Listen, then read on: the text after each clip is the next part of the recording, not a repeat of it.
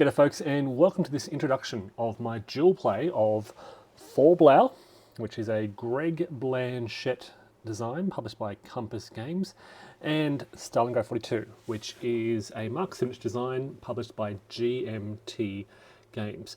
I have previously done a comparison video between these two titles on the channel. It's about 2 years old. I have previously done playthroughs of both of these games, most recently Stalingrad 42. It's been a while since I played Fall Blau, so I've been rereading through the rules, reacquainting myself with the system.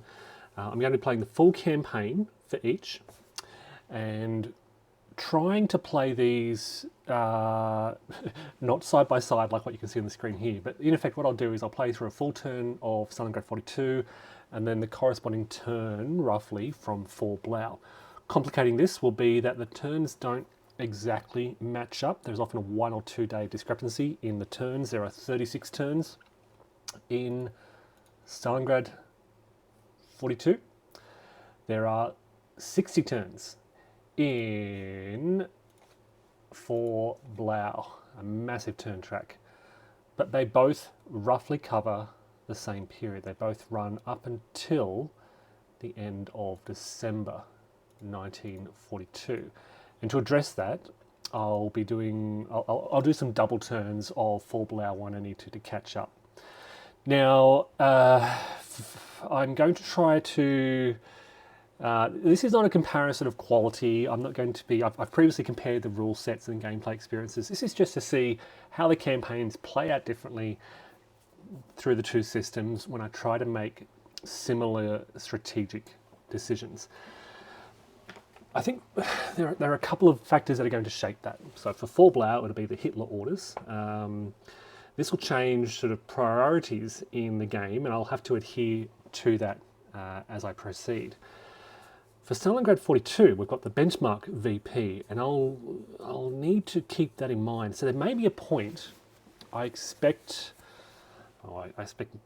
part way through the campaign, probably a third of the way through the campaign, where the games may start to really diverge based on, I guess, the need to adhere to those victory conditions and the rules. So we may see a divergence in the path, but for the most part, I'm going to try and follow. I'm actually using the historical setup for both games. Fall Blau has an optional, a historical setup that you can use, and I've used that. I am using a lot of the optional historical rules for Fall Blau. This includes optional historical support. So basically on the turn marker, there are support points allocated in each turn up in the top right, and I'll be adhering to that.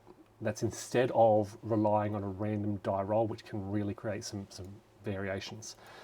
I'll be using the optional historical limitation rule for the German Panzer Corps headquarters activations, plus a few other optional historical rules. I haven't quite settled on what other optional rules, but mainly sticking to the historical options. And for Stalingrad 42, I think I'm just going to play with the rules as written without any of the optional extras as well. So yeah, the idea is to try and keep these pretty close together.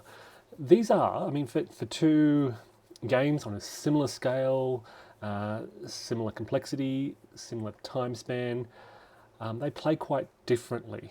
Again, part of the idea is just to capture how it feels to play through these campaigns, these operations, using these two different games, and to compare situations side by side. Again, I want to re-emphasize this is not about quality, it's not about favouring one over the other, just kind of highlighting how it feels to play through different situations as the Germans and their Axis forces advance and then drive down, etc.